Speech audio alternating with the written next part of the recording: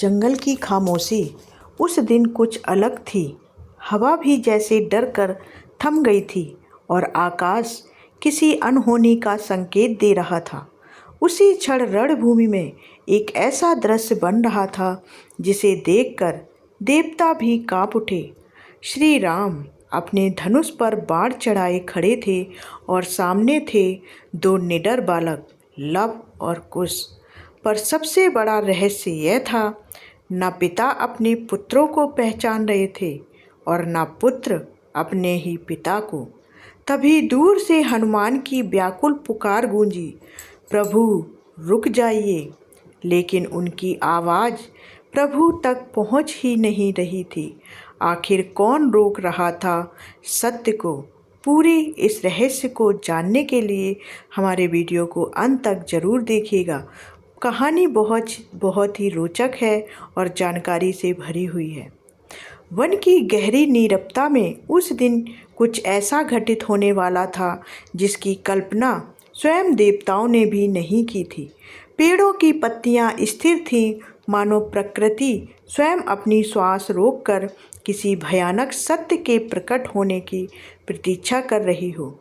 दूर कहीं रणभूमि में धूल उठ रही थी और उसी धूल के बीच धर्म, सत्य और नियति एक दूसरे से टकराने को तैयार खड़े थे। उस क्षण हनुमान जी का हृदय अशांत हो उठा।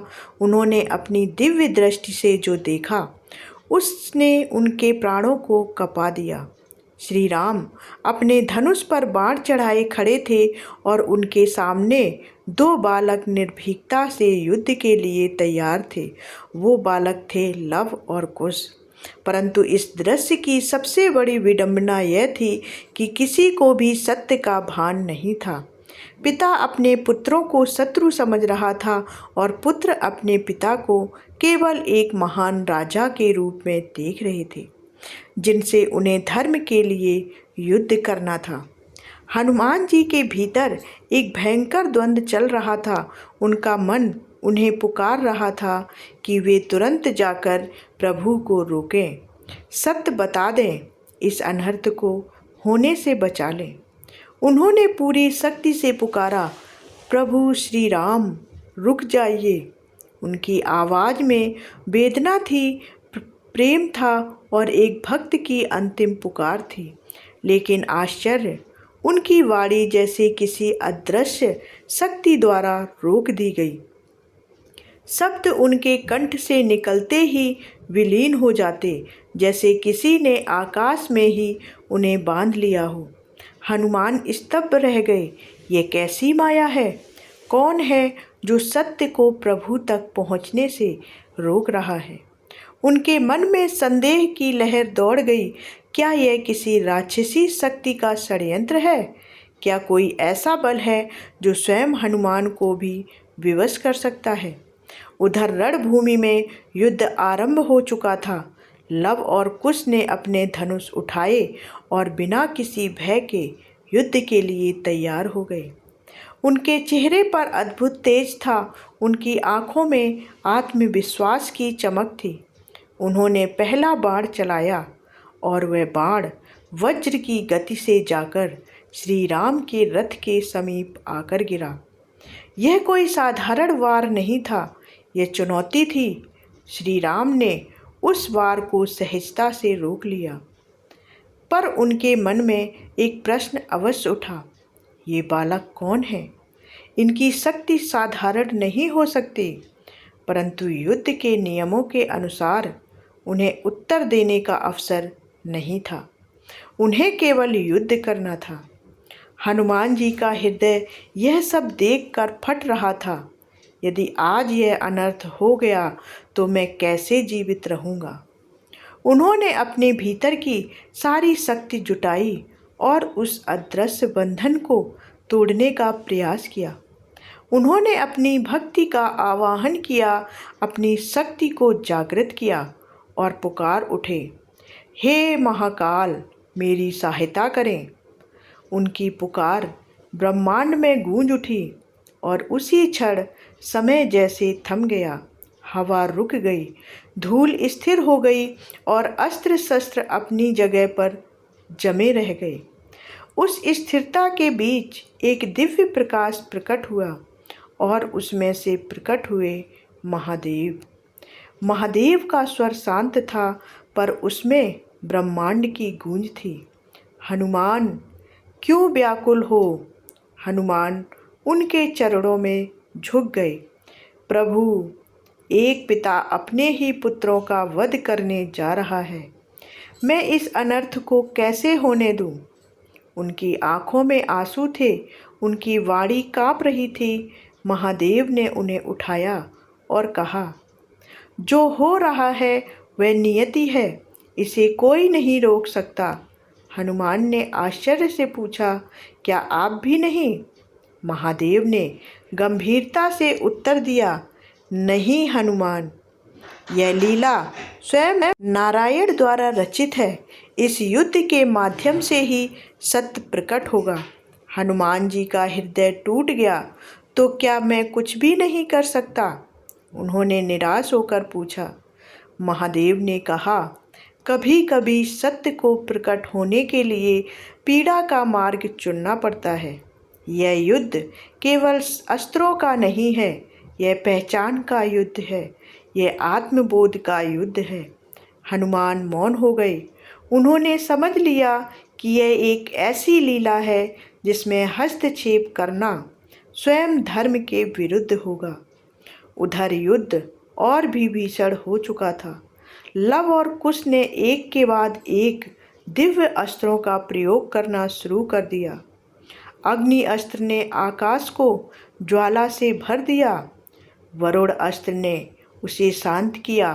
नागपाश ने शत्रु को बांधने का प्रयास किया, परंतु श्री राम ने भी कोई साधारण योद्धा नहीं थे।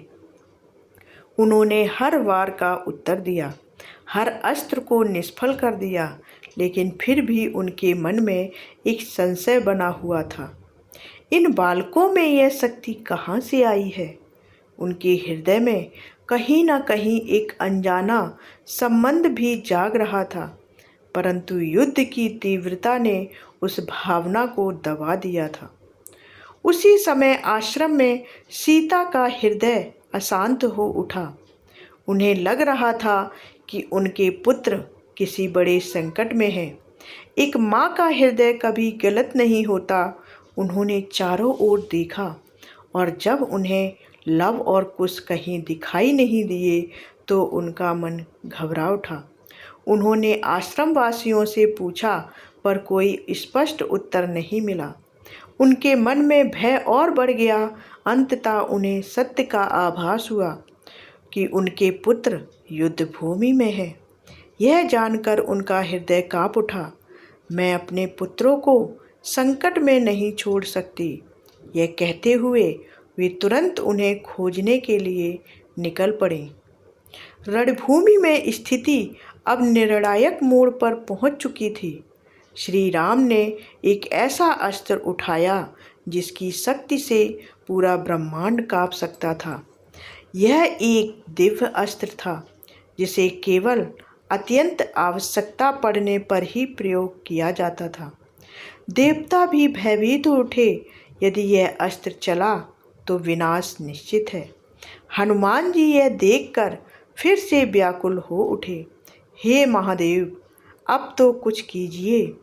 लेकिन महादेव मौन रहे, क्योंकि नियति अपना कार्य कर रही थी। जब वह अस्त्र छोड़ा गया तो आकाश प्रकाश से भर गया। ऐसा लगा मानो सृष्टि का अंत होने वाला है। हर ओर ऊर्जा की लहरें दौड़ने लगीं और कुछ क्षण के लिए सब कुछ अदृश्य हो गया। परंतु जब प्रकाश शांत हुआ तो जो दृश्य सामने था उसने सभी को स्तब्ध कर दिया। लव और कुश अब भी जीवित खड़े थे। उनके शरीर पर आघात के चिन्ह थे, पर उनकी आंखों में वही दृढ़ता थी। यह देखकर स्वयं श्री राम भी चकित रह गए। यह कैसे संभव है? उन्होंने मन ही मन सोचा। उन्हें अब यह आभास होने लगा था कि यह कोई साधारण युद्ध नहीं है, यह कोई साधारण बालक भी नहीं है। उधर सीता जी तेजी से रणभूमि की ओर बढ़ रही थीं। उनके हृदय में एक ही विचार था, अपने पुत्रों को बचाना। उनकी आंखों में आंसू थे, पर उनके कदम दृढ़ थे। वे जानती थीं कि यदि देर हो गई तो सब कुछ समाप्त हो सकता है। एक माँ का प्रेम उन्हें आगे बढ़ा रहा था, एक पत्नी का दर्द उन्हें भीतर से तोड़ रहा था, और एक स्त्री का धैर्य उन्हें संभाले हुए था। उधर उसी समय माता सीता रणभूमि की ओर बढ़ती जा रही थी। उनके कदम तेज थे, सांसें भारी थीं और आंखों में आंसुओं की धुंध थी। एक माँ का हृदय उन्हें पुकार रहा था, मेरे बच्चे संकट में हैं।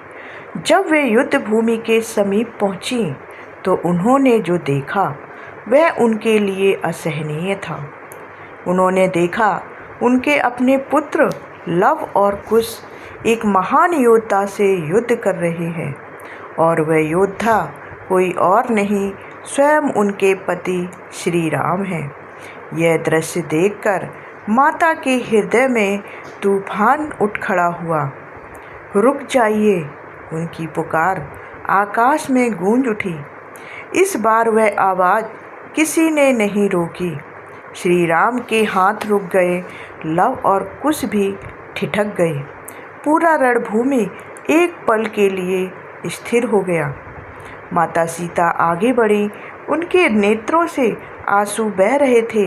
उन्होंने लव और कुश को अपने पास बुलाया और फिर श्री राम की ओर देखा। वह क्षण केवल शब्दों का नहीं, भावनाओं का था। वर्षों का वियोग, पीड़ा, प्रेम, सब कुछ उस एक दृष्टि में समा गया। तभी सत्य प्रकट हुआ। लव और कुश को ज्ञात हुआ कि जिनसे वे युद्ध कर रहे थे वे उनके पिता हैं, अयोध्या के महाराज, धर्म के प्रतीक श्री राम। और श्री राम को यह ज्ञात हुआ कि ये दोनों वीर बालक उनके अपने पुत्र हैं, उनके वंश के उत्तराधिकारी हैं। यह जानकर रणभूमि में उपस्थित सभी स्तब्ध रह गए। हनुमान जी की आंखों से आंसू बह निकले। यह वही क्षण था जिसका वे इंतजार कर रहे थे। परंतु इस सत्य के साथ एक और पीड़ा भी सामने आई। सीता ने अपने जीवन में जो कष्ट सहे थे उनका भार अब भी उनके हृदय में था। उन्होंने अपने पुत्रों को उनके पिता को सौंपते हुए पृथ्वी माता को पुकारा। धरती फटी और सीता माता उसमें समा गई। यह दृश्य देखकर श्री राम स्तब्ध रह गए। उन्होंने पुकारा, पर अब बहुत देर हो चुकी थी। लव और कुश रो पड़े। हनुमान जी मौन खड़े रहे। देवता भी इस लीला को देखकर नतमस्तक हो गए। इस प्रकार यह युद्ध, जो एक अनर्थ प्रतीत हो रहा था, अंततः एक महान सत्य को उजागर कर गया। यह केवल एक युद्ध नहीं था, यह पहचान का क्षण था, यह नियति का विधान था। इसने यह सिखाया कि सत्य चाहे कितनी भी देर से सामने आए, पर जब आता है तो सब कुछ बदल देता है। और यह भी कि धर्म का मार्ग कितना ही कठिन क्यों ना हो, अंततः वही मार्ग सही होता है। यह कथा केवल रामायण का एक प्रसंग नहीं, बल्कि जीवन का एक गहरा संदेश है कि प्रेम, त्याग और सत्य के सामने हर माया, हर भ्रम अंततः समाप्त हो जाता है। यह युद्ध केवल अस्त्रों का नहीं था, यह सत्य और अज्ञान का संघर्ष था। यह वह क्षण था जहाँ नियति, धर्म और प्रेम तीनों आमने सामने खड़े थे, और इसी टकराव से वह सत्य प्रकट होने वाला था जो पूरे संसार के लिए एक उदाहरण बन जाता कि चाहे कितनी भी बड़ी माया क्यों ना हो, अंत में जीत केवल सत्य की ही होती है।